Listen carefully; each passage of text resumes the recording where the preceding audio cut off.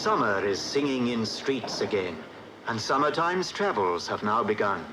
The cuckoo sings of the burnished grain, and long journeys gilded by the sun.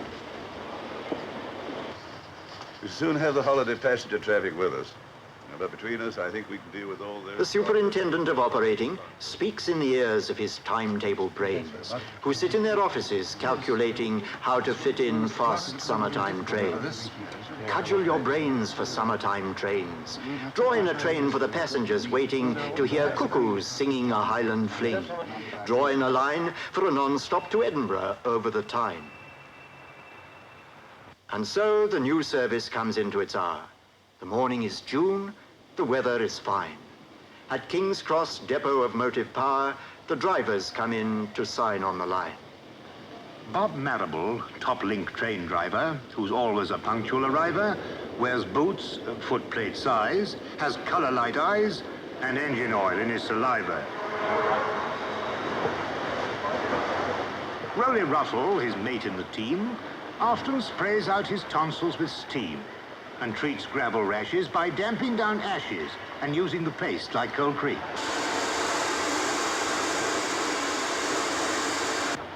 The 9:30 non-stop train to Edinburgh, the Elizabethan, will leave from platform 5.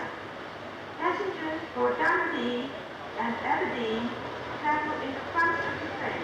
At King's Cross, the coaches are filling with passengers. Porters are willing to carry their cases and find them their places for a tanner or even a shilling. The Elizabethan will leave from platform 5. Passengers for Dundee. Like a general gathering forces, the chef's checking up his resources. All the pains in your belt Mr. Wheeler can melt and roll your eyes around with his sauces.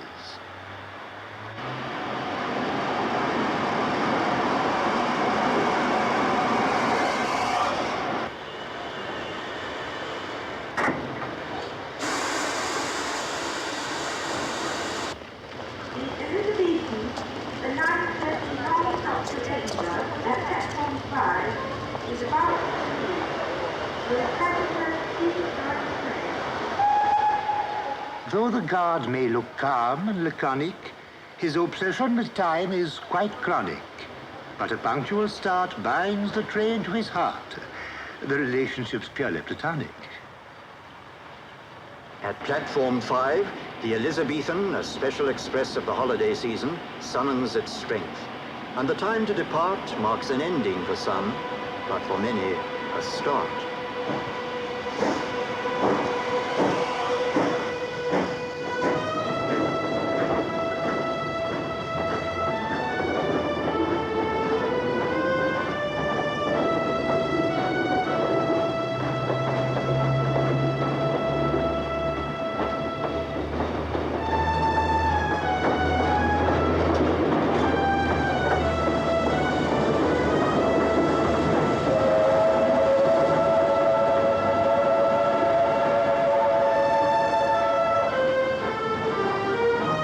As the engine goes with a swing and a shine past the engine sheds, there's a man on the line who gave her that shine. He's the fitter. His was the skill, his the hands that uncoupled her rods, stripped her gear, packed her glands with his firm, skillful hands.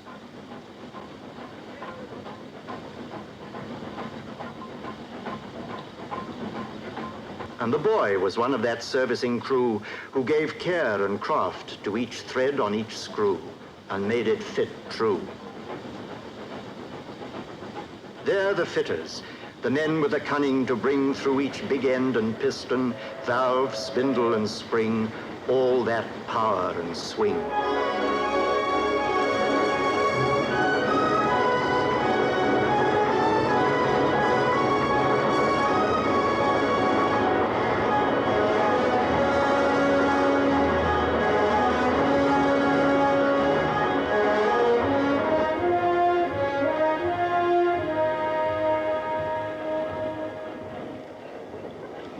The buffet's archdeacon of elegance serves coffee with impartial sentiments, cigars for the swells, bath buns for blonde belles, and fags for the lurching arrangements.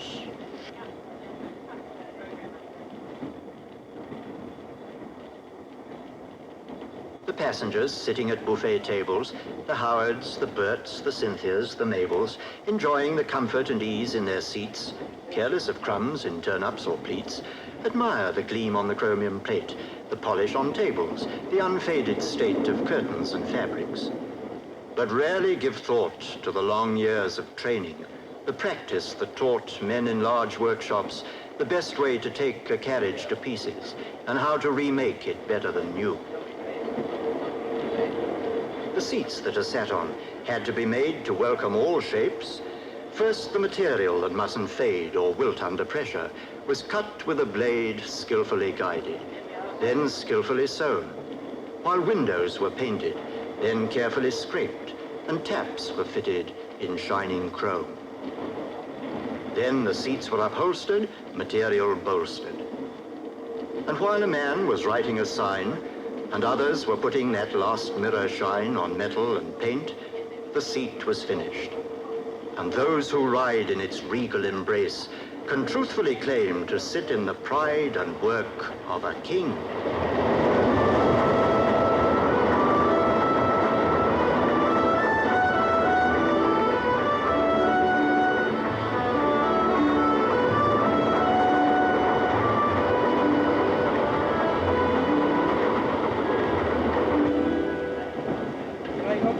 As time gets on, so people get thinner, unless they take lunch or midday dinner.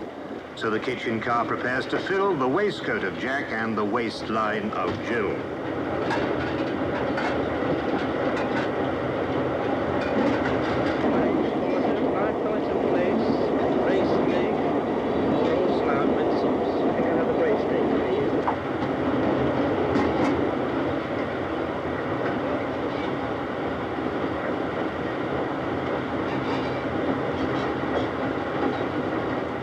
Watch them consistently filling the gaps in their faces with food without filling their laps. They wouldn't be eating as smooth in most cars, or ocean steamers, or even some bars. Apple tart, dear bullet nice. As undisturbed as Robinson Crusoe by the train's motion, they swallow their meats. What in the railways allows them to do so? One of the factors enabling these feats of filling stomachs without filling laps is the state of the track, which depends on these chaps of the maintenance gangs. The chaps who see that the rails are tight in their several chairs, who see that they're straight and on the level, unlike crooks or stairs, who see that the chairs are firmly fixed, that no evil disturbs the sleepers, who see that the gap's not been stretched in the night by clandestine creepers, who see that this very important small gap will not cause any damage by wrapping some diner's first-class Adam's apple in chicken or cabbage, who see that the passengers riding in clover can take meals on velvet at 90 or over,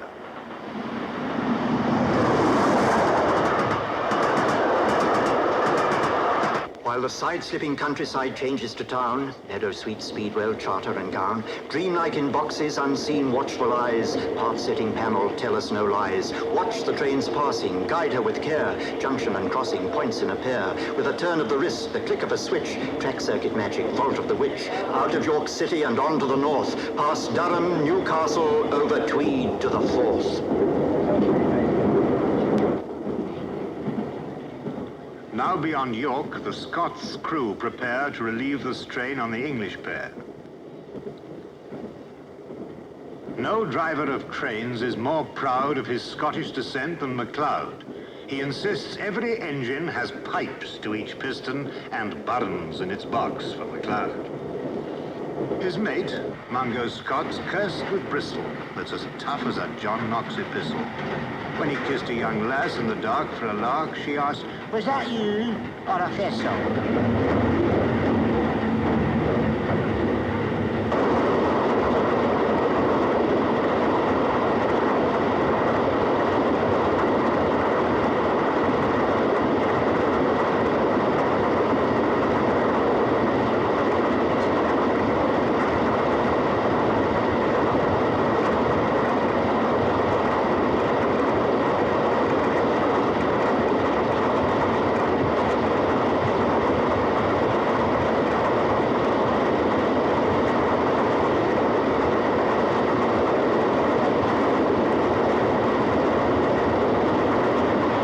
Sir Nigel Gresley designed his A4 with the speed of a greyhound, the strength of a boar.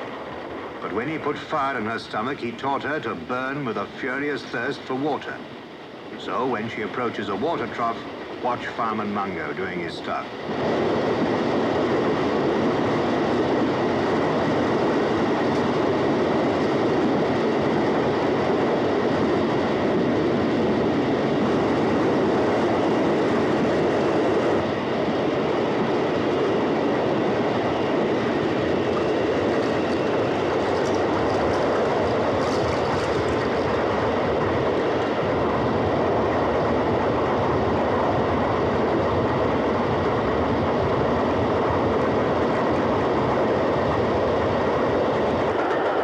Driver and fireman, relieved of the strain, rest now while the pounding refrain that beat itself into the cells of your brain murmurs along in the voice of the train.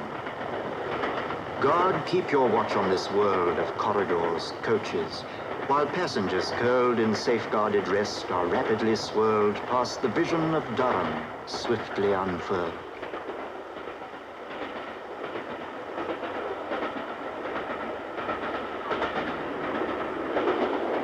The Elizabethan goes driving onwards, while buffet attendants or restaurant stewards, performing their corridor service dance, try to anticipate passengers' wants, waltzing through coaches to serve in compartments, while signals are serving the train with clear distance.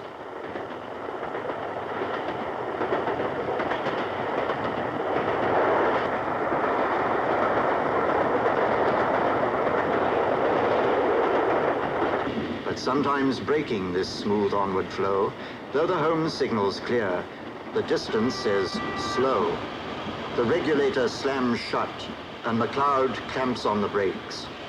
The loud hiss of steam as the train seems to slow to the pace of a cloud breaks the afternoon task and disperses the dream.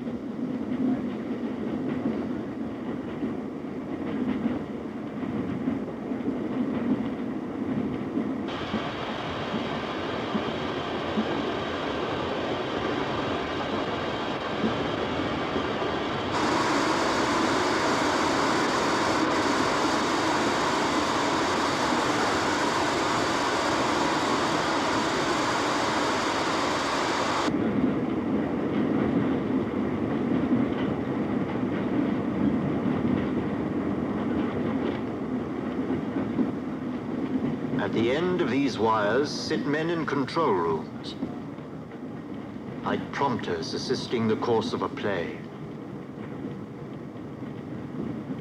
breathing out words like Arabian perfumes. Too bad there's no record of just what they say. They watch every train that moves in their region of thousands of miles of railway distance and try to forestall any slightest suspicion of slack that might make its unholy appearance.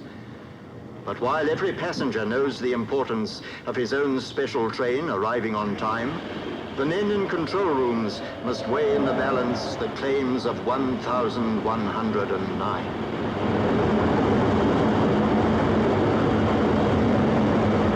But the Elizabethans, a particular, special, never more smiled upon non-stop train.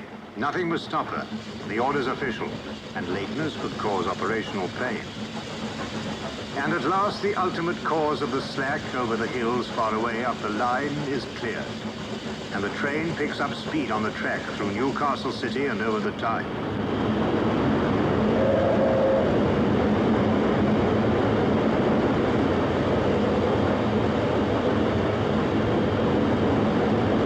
But now the express has lost time. She'll be late unless driver Tony and Mungo, his mate, can make up 4 minutes and nearly a quarter on the difficult stretch running over the border.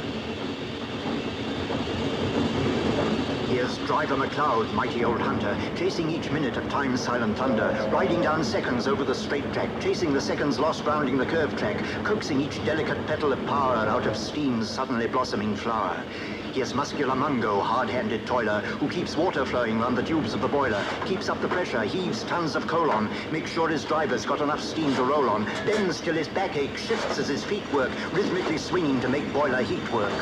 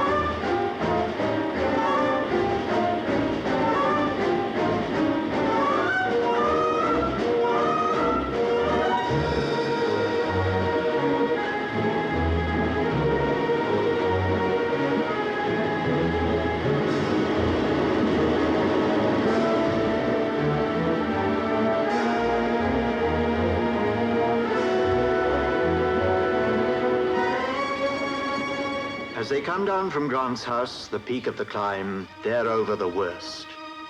And she's running on time.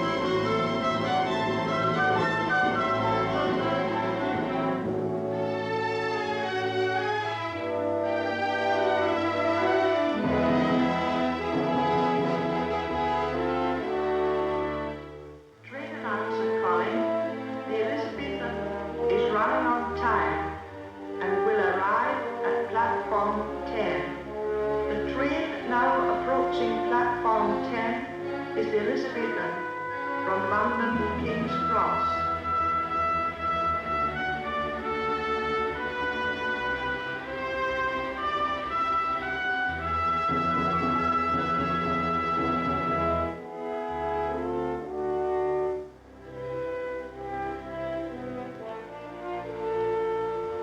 Mr. Arnott of Waverley Station has a very high sense of occasion.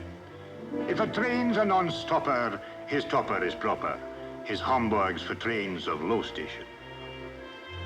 The Elizabethan that's now arriving at platform 10 in Waverley Station left London at 9:30 sharp this morning with mothers, with sons in high expectation, with fathers, with daughters, of pounding the path non-stop from King's Cross in 6 hours and a half.